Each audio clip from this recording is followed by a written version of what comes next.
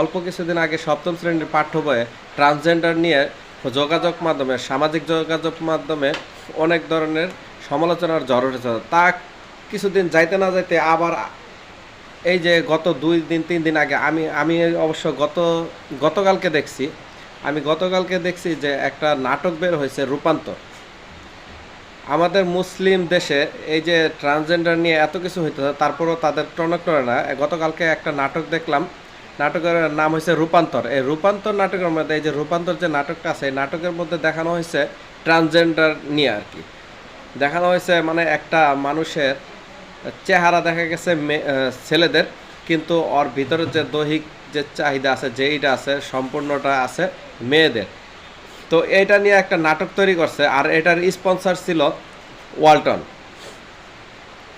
তো এখন কিছুদিন আগে আমরা বিকাশ বয়কট করার চিন্তা ভাবনা করছি, এদিকে আমরা ইসরায়েলের বিদেশি পণ্যগুলান সবগুলাই আমরা বয়কট করা শুরু করছি, যার কারণে দেখা গেছে আমাদের কোকাকোলা, পেপসি, অন্যান্য আরও অনেক সামগ্রী আছে যেগুলো বয়কটের কারণে ওইটা ধসে গেছে, এখন আর চলতেছেই না। অর্ধেক দাম নামায় দিচ্ছে, তারপরে চলতেছে না। এখন যদি আমরা এই যে ওয়ালটন যে ফ্রিজ আছে, সামনে আছে কুরবানি, এই কুরবানির ভিতরে যদি আমরা ওয়ালটন বয়কট করে দেয়, তাহলে ওয়ালটন গ্রুপের যে অবস্থা হবে তা কি তারা চিন্তা করে না কখনো?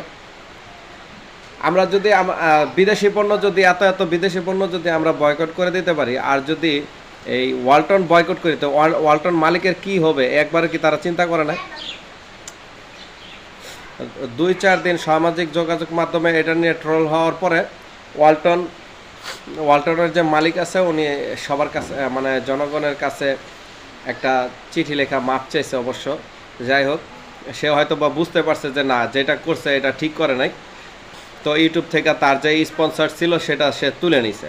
কিন্তু ইউটিউবে বলা হয়েছে যে ইউটিউব থেকে এই নাটকটাও তুলে নেওয়া হয়েছে, নাটকটা তুলে নেওয়া হয় না। আমরা সবাই চাইবো যে এই নাটকটা ইউটিউব থেকে ডিলিট করে দেওয়া হোক, যে এটা ছাড়ছে, এবং যারা ছাড়তেছি আমরা এই নাটকটা যেন আর এখন পর্যন্ত হয়তোবা আমি গতকালকে দেখছি হয়তোবা 2.5 থেকে 3 লাখ বা 5 লাখের মতো মানুষ দেখছে, এখনো পর্যন্ত মানুষ এত দেখে নাই। যখন এটা নিয়ে ট্রল হওয়া শুরু হবে তখন এই নাটকটা দেখার জন্য সবাই মানে উঠা পড়ে লাগবো। তো এর আগে আমরা চাই যে এই নাটকটা অতি দ্রুত ডিলিট করে ফেলা। আর এটা ডিলিট করার জন্য আপনারা মানে যার থাকে এটা শেয়ার করবেন এই ভিডিওটা, যেন সবার কাছে পৌঁছায়, এবং এটা নিয়ে সবাই নেগেটিভ মন্তব্য দেয়, যেন এটা দ্রুত বন্ধ করে দেওয়া হয়। এখানের যে প্রধান চরিত্র আছে, অভিনয়ের যে প্রধান চরিত্র, এটা হয়েছে এই যে জোবান। এই জোবানের এটা হয়েছে মূল চরিত্রে। তো ওকে আমরা বলতে আমি বিশেষ করে ওকে আমার খুব পছন্দ ছিল নাটকের ভিতরে, যে ওর যেমন নম্র, ভদ্র, কথাবার্তা, চেহারা, সব দিকটা মিলে ওকে ভালোই লাগতো।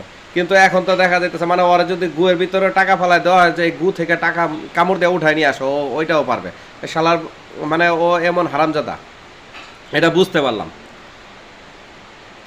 ঠিক আছে, এখন থেকে আমরা এই জোবানের নাটকও আমরা এখন থেকে বয়কট করবো, যে আমরা আর জোবানের কোনো নাটক দেখবো না। ওর মানে আমরা নামই শুনতে চাই না। ওকে আমরা নাস্তিক টাইপের ওই ইতে দিয়ে দেবো, যে ও মানে নাস্তিক হয়ে গেছে এরকম। ঠিক আছে, সবাই এই ভিডিওটা বেশি বেশি শেয়ার করবেন, এবং এই নাটকটা যেন ডিলিট করে দেওয়া হয়, ইউটিউব থেকে উঠায় নেওয়া হয়। সবাই এটার জন্য জোর দিবেন। ধন্যবাদ সবাইকে।